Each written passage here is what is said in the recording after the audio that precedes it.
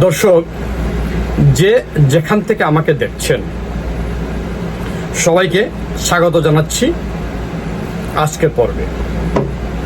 আমি আজকে একটি বিষয় নিয়ে আপনাদের সঙ্গে কথা বলবো। সে বিষয়টি হলো, আপনারা জানেন ছাত্র জনতার একটি অভ্যুত্থানের মাধ্যমে বিগত সরকার এর পতন হয়েছে।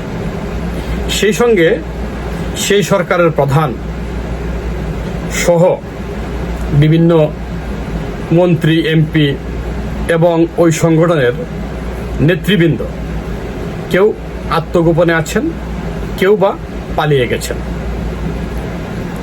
তারপর আমরা কি দেখতে পেলাম?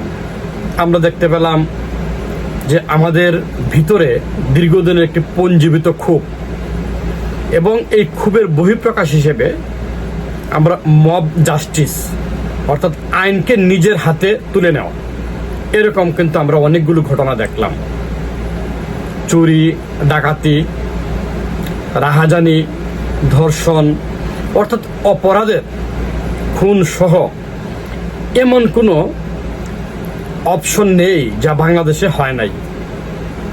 কিন্তু পয়েন্ট হলো, যে বিষয়টি নিয়ে আমি কথা বলছি, এই বিষয়গুলোর উপর ভিত্তি করে আমরা আজকে একটি বিবৃতি পেলাম যে আওয়ামী লীগের প্রেসিডিয়াম সদস্য, সাবেক মন্ত্রী জাহাঙ্গীর কবির নানক সাহেব তিনি একটি বিবৃতি দিয়েছেন। কি লেখা আছে সেই বিবৃতিতে? তিনি বলেছেন যে এই মুহূর্তে বাংলাদেশে কোনো আইন শৃঙ্খলা নেই। একেবারে নির্বিচারে দেখে দেখে আওয়ামী লীগের নেতৃবৃন্দদের বাড়িঘর ভাঙ্গা হচ্ছে, আগুনে জ্বালিয়ে দেওয়া হচ্ছে এবং তাদেরকে একেবারে গ্রাম পর্যায়ে, ওয়ার্ড পর্যায়ে হত্যা করা হচ্ছে। তিনি এই বিষয়টিকে উল্লেখ করে তার মতো করে তিনি এর প্রতিকার চেয়েছেন এবং বিচার চেয়েছেন এবং উদ্বেগ প্রকাশ করেছেন।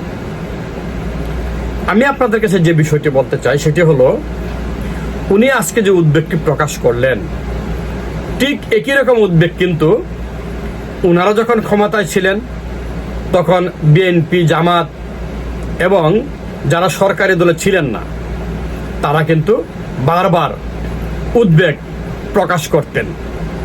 ওই সময় ওনারা কি আগে যারা উদ্বেগ প্রকাশ করেছিলেন ঠিক সেম কথাগুলো বলতেন, তখন কি তারা সেগুলো কানে নিয়েছিলেন? আর এখন ওনারা যখন উদ্বেগ প্রকাশ করছেন, বর্তমান সরকারকে কানে নিচ্ছেন। সেই সময় এবং এখনকার সময়ের এই দুইটি সময়কে আমি আপনাদের সামনে তুলে ধরলাম এবং বিচারটা আপনাদের কাছে ছেড়ে দিলাম। আমরা বাংলাদেশে বিচার বহির্ভূত কোনো হত্যাকাণ্ডকে সমর্থন করি না, কোনো অন্যায়কেই সমর্থন করি না। আমরা প্রবাসীরা চাই বাংলাদেশ একটি সুস্থ, সুন্দর, একেবারে নির্ঝঞ্ঝাট সোনার বাংলায় পরিণত হবে এবং তার জন্য যা যা করণীয় আমরা প্রবাসীরা করতে প্রস্তুত। দর্শক, এইসব বিষয়ে প্রায়ই আপনাদের সঙ্গে আমার কথা হবে। আজ এখানে রাখছি। ভালো থাকবেন সবাই। আল্লাহ হাফেজ।